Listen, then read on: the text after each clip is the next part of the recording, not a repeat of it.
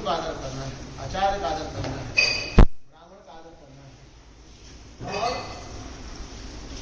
अतिथि का आदर करना है। तो धारणा बन गई, व्यवहार जीवन में आ गया ना।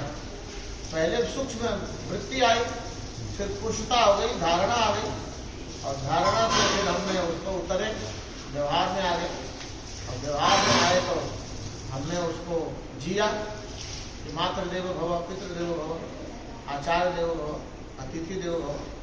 तो ये वेदों के जो वाक्य हैं इन पर जब हमने जीवन जिया तो वास्तविक आध्यात्मिक जो अनुभव है फिर हम उसको चोटी पे आ गए और फिर हमें अनुभूति हुई कि नहीं, माता में ही देवताओं का वास है, अतिथि देवतुल्य नारायण स्वरूप है, आचार्य नारायण स्वरूप है।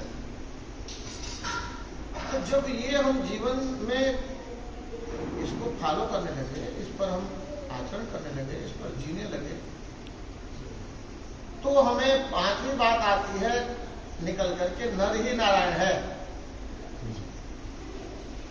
और जगत ही ये जनार्दन का स्वरूप है। तब हम कहते हैं, देखना, दीन दुखी की सेवा करो, बिस्किट ला के दे दो, अंदर है ना पैकेट पर।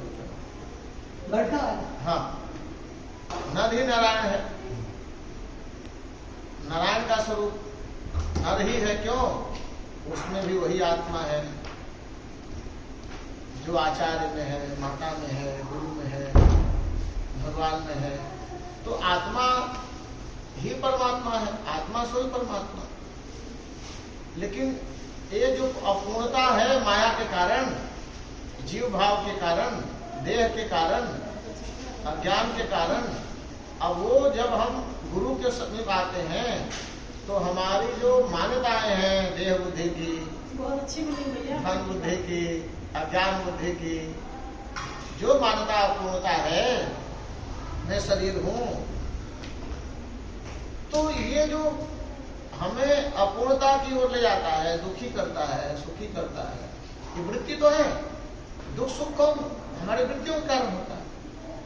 हम मान लें कि नहीं, मैं पूर्ण ब्रह्म हूं, मुझमें कोई अभाव है ही नहीं, और कैसे होगा? माया हमको बांध रखी है। क्या कहते?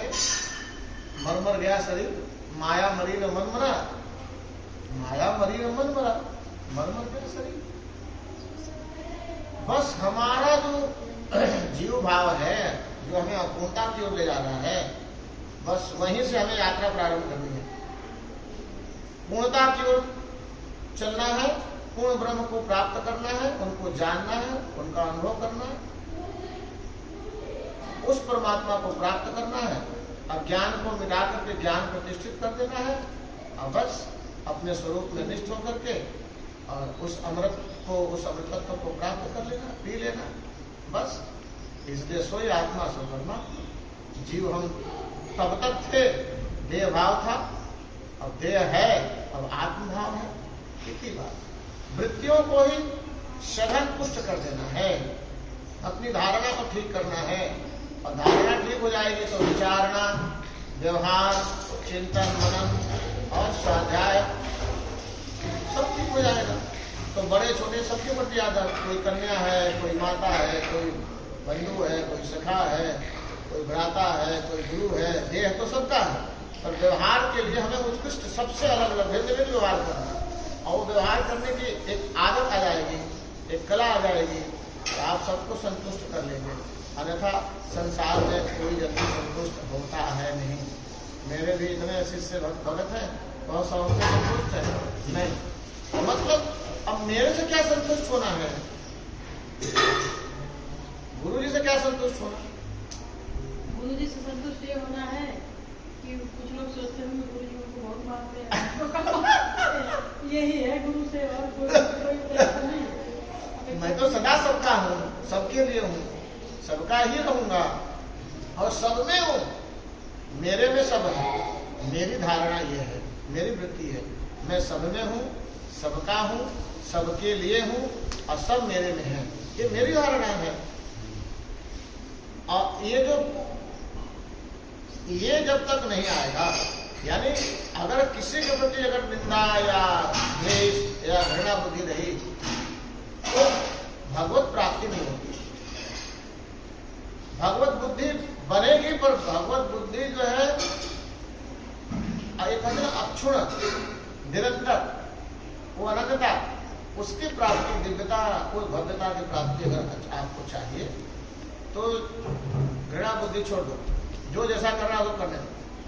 समझाओ न माने तो छोड़ो उससे बैर भाव खत्म कर दो। वो एक दिन अपने कर्म का फल जब सबको भोगना ही है तो हम न्याय क्यों करें। समझा दें न माने तो जाओ भी, जो तुम्हें प्रारब्ध में होगा वो। बस नारायण नारायण।